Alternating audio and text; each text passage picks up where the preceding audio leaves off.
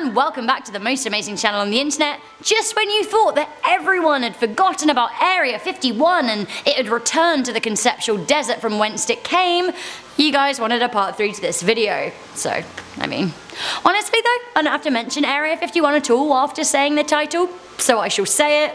This is the top 10 places scarier than Area 51 part 3. You love it. You love a scary place. You spooky ghouls. I kind of feel like this series is the YouTube version of the Dark Tourist TV show, except I don't actually get to go anywhere. Never mind. Shout out to David Farrier. If you want to make a season 2 to Dark Tourist, please can I be your co-host, because I'm good with spooks. I still also haven't given up my dream of being the doctor's assistant one day. Please! Stick around to the end of the video guys, because I'm going to be reading out some comments, and if you like our content then please do leave a thumbs up, and why not check out the links in the description box for further information on our sources and links to our most amazing Instagrams. Alright, let's do this. Coming in at number 10 we have the Hill of Crosses in Lithuania. A hill of 200,000 crosses dating back over 100 years. Yikes. It seems that people have been making pilgrimages to the hill in the northern part of the Baltic country since the 1800s, and now the spot looks something from a gothic horror movie. I imagine it's very terrifying at night. A lot of people believe that the crosses started cropping up to mark the victims of revolt against the Russian regime in 1831 and 1863. During the Soviet era, the site was set alight by the Soviets, but it was rebuilt in the cover of darkness. Coming in at number 9, we have the Tower of London. Shout out England. So the Tower of London, aka one of the most haunted places in the world, let alone England, is utterly horrifying, much scarier than Area 51. The Tower of London has been home to many murders, and it appears to have the ghosts to show for it. The spooks of the Tower of London are two-pronged. On the one hand there are the ghosts, and on the second hand there are the crows. The tower has been the prison and death spot of some of the most famous people in British history, including Henry VIII's wife Anne Boleyn, who was beheaded here in 1536. She is said to haunt the tower to this day. Also haunting the tower are 2 young princes who were killed on the orders of Richard III. Now the 2 youngsters still appear to this day to other children who visit the tower on school trips. The most dramatic ghost is the Countess of Salisbury, who had a very grisly death here indeed. She broke free of her executioner, who instead of chopping her head clean off with an axe, kinda made a bad job of it. She can be spotted running around and heard screaming in the castle grounds. Oh, and there's also the ghost of a bear. It seems that exotic animals used to be kept in the grounds, and the disgruntled spirit of a giant captive bear is still roaming free. Although, not free. Never free, sadly. Now for the crows. Now the crows are a symbol of bad omens, witchcraft and death. There are a lot of crows at the Tower of London, and legend has it, if the crows ever leave, England will fall. It seems that the intensity of this place is palpable. One tourist had a turn when she was on a guided tour of the tower. It said that she was in one of the rooms used to imprison former enemies of the crown when she broke down screaming, I quote, "There's just so much suffering." Scary, right? Coming into number 8 we have the Bermuda Triangle. I have never talked about the flipping Bermuda Triangle more in my life than during the period that I have worked at this channel, because it's like mentioned all the time. You guys love it, it's ridiculous. But here we go again. Let me give you my best hosting voice for this. Forget Area 51, the dread is in the seabed. That's right, I'm talking about the Bermuda Triangle. See? Good hosting voice. There have been 12 notable aircraft incidents and 10 notable sea incidents in which some 300 people have lost their lives. Some cite mystic fogs, some say explosive gas bombs underground, others claim magnetic fields and forces, and other people pin the drama on underwater aliens, because why not? Whatever is happening in the Bermuda Triangle, the fact that it is a large expanse of deep dark ocean makes it far scarier than Area 51. Speaking of deep dark ocean, shall we discuss the Mariana Trench? I think we shall. It's coming into number 7. The Mariana Trench, for those of you who don't know, is the very deepest part of the ocean, and it's located near Guam, which is pretty far out in the middle of the Philippine Sea. The Mariana Trench is pretty huge too. It spans 1,580 miles in length and 43 miles in width. The deepest part of the trench is called the Challenger Deep, which is officially 10,994 meters below sea level, so 36,070 feet down. However, some unconfirmed reports add a further 40 or so meters to that depth, which is crazy. So the very bottom of the most remote part of the ocean is a pretty intense concept. It would be nearly pitch black down there, and also the pressure would be crushing. Movie director James Cameron has actually been down there, and travelling back up to the surface does mean a rigorous process of decompression. If you come up too quickly, cutting a long story short, basically, you'll go pop. A 2016 research expedition found very high levels of a chemical toxin called PCB in the sediment of the trench. Now, this toxin was banned on land in the 70s because it can cause liver damage and affect hormones. So, yeah, many reasons to be afraid of the trench. Also, sea monsters, you know? This is so sad. At number 6, we have the Cambodian killing fields.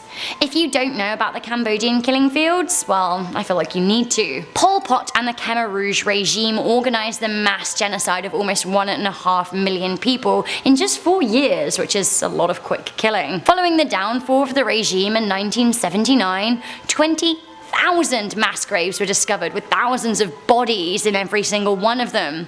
Piles upon piles of skulls and bones still litter the landscape. Many of these people were from religions banned by the regime, such as ethnic Chinese, Vietnamese, Muslims, and 20 other minorities, as well as those who threatened the regime's communist ideology. Do you want to see some images of the mass graves? I mean, you probably don't, but I imagine a photo is better than being there. It looks truly haunting. It isn't just the memory of the regime that echoes through Cambodia. I imagine that there are a fair few ghosts too. Speaking of ghosts, coming into number 5, we have the Amityville Horror House. In 2016, it was reported that the Amityville Horror House was for sale. Imagine being the realtor. I bet they were like, 3.5 bedrooms, 2 spacious bathrooms, and a poltergeist. Honestly, I don't know if it was ever solved, but like, mate, I really would rather you than me. I say that like I've got enough money to buy a house. I'd probably actually have to settle with a horror house with my negligible budget, but still.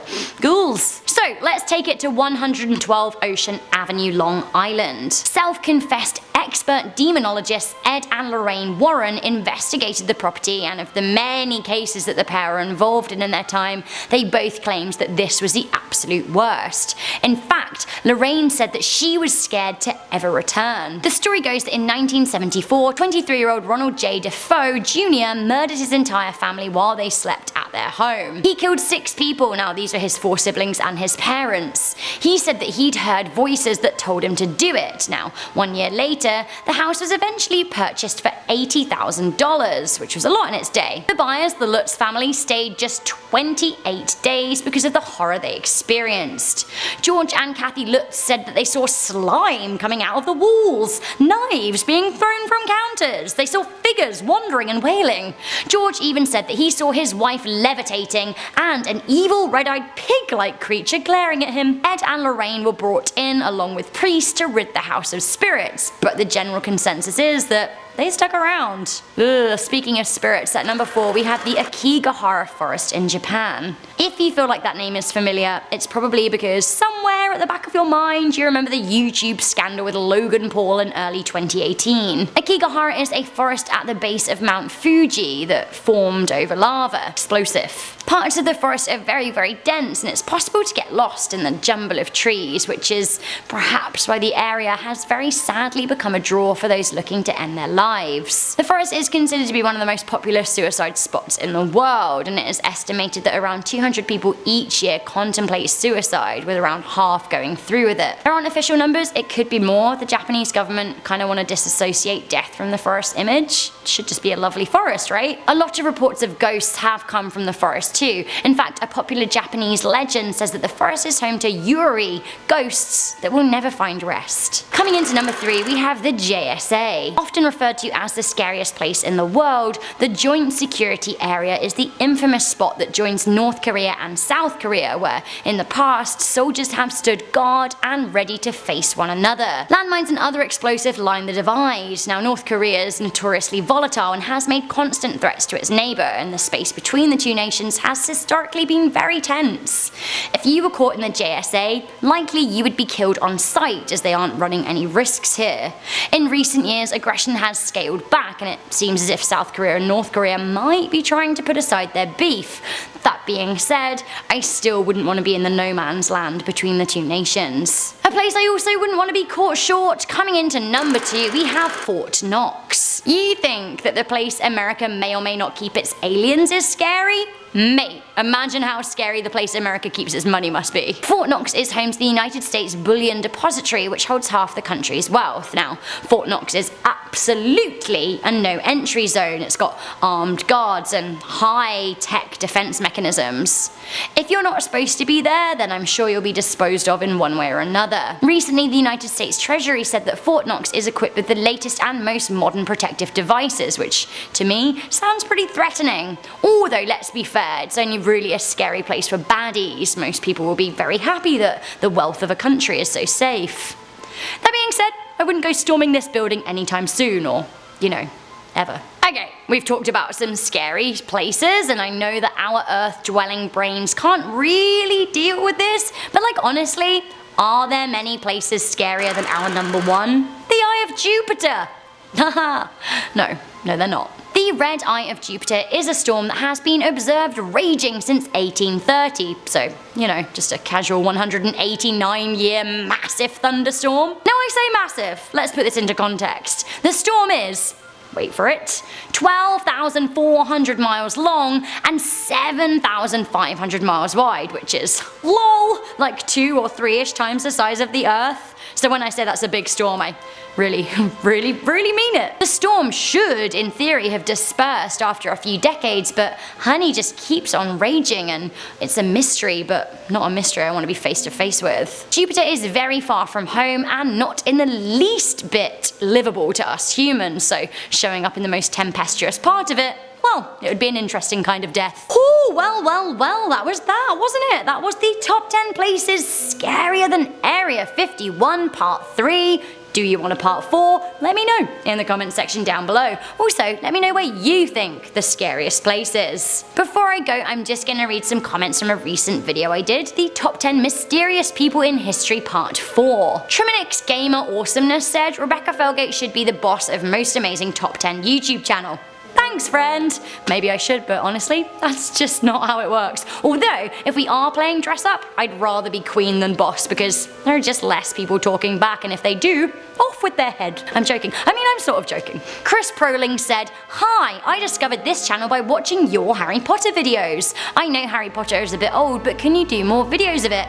I'm actually, honestly, shocked and excited that you found Most Amazing Top 10, one of the biggest YouTube channels out there, through me, which is pretty crazy, but I'm happy. I do want to make more Harry Potter channels because, I'm a sassy young Slytherin, but running your own YouTube channel is hard on your own, so I've taken a pause. My favourite comment of the week was from Bryman J. Jason, who said, My favourite period of history is from the shot that started World War I to the moon landing. I just enjoyed the escalation from a duke being shot and how that led people to the moon. Mate, I totally feel you. That absolutely is so interesting, and I wonder if Franz Ferdinand hadn't been shot, would people have ended up on the moon? It's a question. Sounds like a good question for Life's Biggest Questions, actually, our sister channel, so head on over there. Thank you guys for watching this video. Once again, please do leave a big thumbs up. If you haven't yet joined our most amazing family, then go ahead and do so now. We're poised to hit 6 million. Good. Great. I'll see you next time. Bye.